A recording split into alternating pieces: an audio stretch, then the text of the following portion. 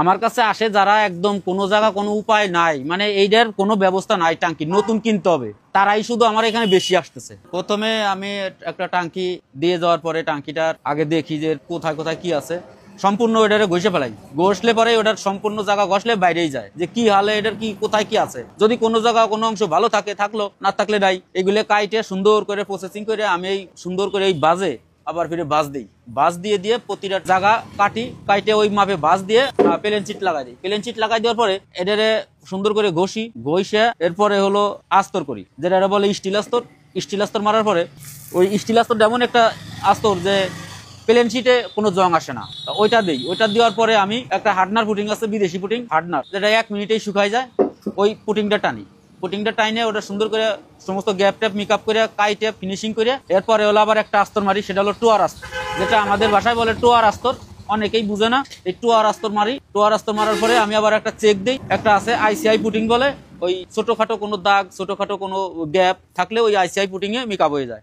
Makeup হয়ে যাওয়ার পরে আমি সুন্দর করে ওটা কাইটে আবার ফিরে আমি যে কাজ করি এটা আমাদের ভাষায় বলা হয় যে হয়তো 600 নাম্বার 320 600 নাম্বার দিয়ে আমি ওটা সুন্দর করে ঘষে এটা সুন্দর একটা প্রসেসিং আনি ফিনিশিং এ, যে ওইটার উপরে এই 600 নাম্বার পেপার দিয়ে মারলে ঘষা দিয়ে যদি আমি কোনো রং মারি তাইলে ওই রংটার ফিনিশিং ভালো হয় আসে। তো যাই হোক ওই 600 নাম্বার দিয়ে ঘষা দিয়ে আমি সুন্দর করে মুছে এটারে একদম এক কোট মারি আর কি। আপনার কাভারিং রং করার আগে একটা কাভারিং রং আছে, ওই রংটা আগে মারা হয় কাভারিং রং।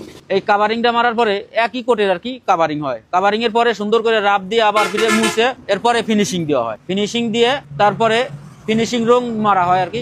এরপরে এটার একটু কোন রকম শুকাইয়ে 5 মিনিট শুকাইয়ে এটার আবার একটু রাব দিয়ে কি 1000 নাম্বার সিরিজ পেপার আছে, ওই সিরিজ পেপার দিয়ে হালকা একটু ঘষা দিয়ে সুন্দর কাপড় দিয়ে ভালো কাপড় দিয়ে মুছা দিয়ে এরপরে হলো ফিনিশিং। যদি স্টিকার লাগান দরকার হয়, কেউ লাগায় না, অনেকেই লাগায়, বেশিরভাগ টাঙ্কিতেই লাগার। কোনো টাঙ্কি আছে পুরানা টাঙ্কি, এরা লাগায় না। সেই ক্ষেত্রে যারা লাগায় না তাদের ওইখানে আমি 1000 নাম্বার পেপার দিয়ে সুন্দর করে রাব দিয়ে পরিষ্কার করে আমি হার্ডনার লেকার মেরে দিই। এই হার্ডনার লেকারটা শুকানো বেশি দেরি লাগে না, যদিও 1 ঘন্টা লাগে। এরপরে মনে করেন যে যার টাঙ্কি সে নিয়ে যায়, এটাই আর কি। আর যারা স্টিকার আইনে দেয় আমি স্টিকার করে দেই, তাদের বেলায় ওই আপনার 1000 নাম্বার পেপার দিয়ে সুন্দর করে ডইলে স্টিকারটা মারি। স্টিকারটা মাইরে আবার ফিরে একটু মুছে দাগ টাক পরে মুছে দেখি, চেক করে দাগ না পড়লে নাই, তখন আর কি আবার ওই স্টিকার সুন্দর করে ওই স্টিকার লাগাই টাকায় কমপ্লিট করে আমি হার্ডনার লেকার উপরে মেরে দিই, যাতে স্টিকারটা না ওঠে না বাদে, ধুইলে যাতে কোনো রকম কোনো সমস্যা না হয় 2, 4, 5 বছরের ভিতরে।